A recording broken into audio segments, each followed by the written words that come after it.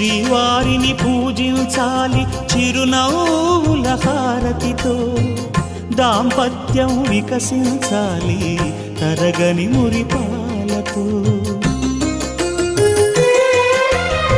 దాసి నీవై ప్రేయసి నీవై నీవే తన ప్రాణమై, నిండు ప్రేమను తనకందించు నూరేళ్ళు నడిపించు. పతి ఆరోగ్యమే సతి సౌభాగ్యమై, ఈ బ్రహ్మముడి విడిపోదు తల్లి ఎన్ని జన్మలైనా.